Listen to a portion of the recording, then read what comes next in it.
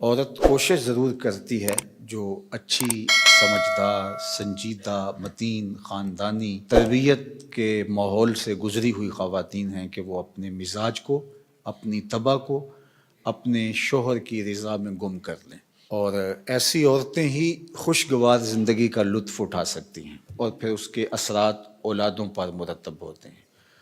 اور مرد کے حقوق کو بیان کرنے کے لیے اللہ کے محبوب علیہ السلام نے جو تمثیل بیان فرمائی ہے اور جو پیرایہ گفتگو حضور نے اختیار فرمایا ہے، اس سے بہتر ہو ہی نہیں سکتا۔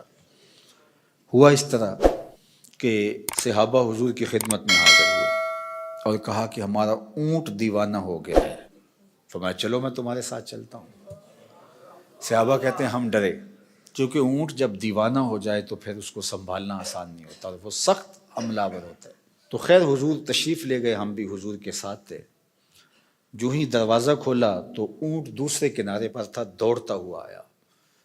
تو حضور کی زندگی کتنی قیمتی ہے، تو صحابہ کے سینوں میں دل تھر تھر کانپنے لگے، لرزہ براندام تھے کہ ایک جانور ہے نقصان نہ پہنچا دے۔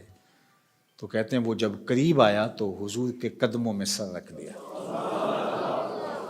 اللہ اکبر، اور سجدہ ریز ہو گیا۔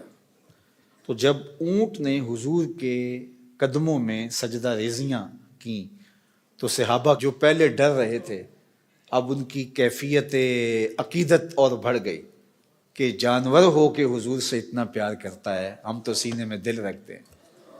تو انہوں نے ایک جملہ کہا، نحن احق ان نسجد للنبی، حضور ہمارا جی بھی چاہتا ہے کہ ہم بھی آپ کو سجدہ کریں۔ یہ جانور ہو کے آپ کی معرفت رکھتا ہے، پاگل ہو کے آپ کو پہچانتا ہے، ہم تو سینے میں دھڑکتا ہوا دل رکھتے ہیں اور دل میں آپ کے پیار کی ایک کائنات آباد ہے، تو پھر ہماری پیشانیوں کے اندر بھی سجدے ٹپک رہے ہیں، ہم بھی آپ کو سجدہ کرنا چاہتے ہیں۔ تو آقا کریم نے فرمایا اگر میری شریعت میں سجدہ جائز ہوتا تو میں بیوی کو حکم دیتا کہ شوہر کو سجدہ کرے، لیکن کسی کے لیے سجدہ روا نہیں رکھا گیا۔ تو یہ حضور نے سجدے کی ممانعات کو بھی بیان کر دیا اور شوہر کے جو حق ہیں بیوی کے اوپر ان کو بھی بیان کر دیا۔ تو اس سے بہتر انداز گفتگو کا تکلم کا نہیں ہو سکتا جو اللہ نے اپنے محبوب کو عطا کیا۔ اسی لیے ایک دن میرے حضور علیہ السلام نے فرمایا انا افصح العرب، بات کرنے کا جو سلیقہ میں جانتا ہوں کوئی جانتا ہی نہیں ہے، گفتگو کا طریقہ جو میں جانتا ہوں وہ کوئی جانتا نہیں ہے۔ یعنی ایک جملے سے ان کی نفی بھی کی اور یہ بھی بتایا اگر جائز ہوتا تو شوہر کے لیے بیوی کو سجدے کا حکم دیتا۔ خاتون ہو جو اپنے شوہر کے حقوق کو پہچانے اور حضور کے اس فرمان کو سامنے رکھے تو گھر جنت کا ٹکڑا بن جائے گا۔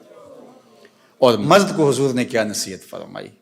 مرد کو کہا کہ عورت کی اگر کچھ باتیں تجھے ناپسند ہوں تو اس بات کو دیکھو جو تمہیں پسند ہو، اللہ اکبر۔ اور میں کہا کرتا ہوں نکاح کے بعد یا تو شوہر اپنا گھر چھوڑ کے خاتون کے ساتھ چلا جائے یا خاتون گھر چھوڑ کے شوہر کے ساتھ آئے، دونوں میں سے ایک تو ہوگا، لیکن یہ قربانی مرد نہیں دیتا، یہ عورت دیتی ہے۔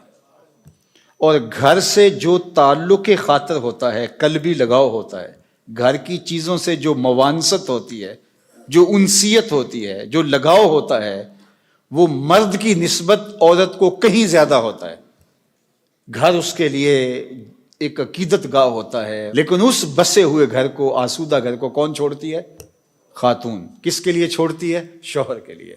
مرد صرف یہ ذہن میں بٹھا لے کہ میرے لیے اس نے جہان چھوڑ دیا تو اس کی بہت ساری غلطیوں سے وہ درگزر کرے گا۔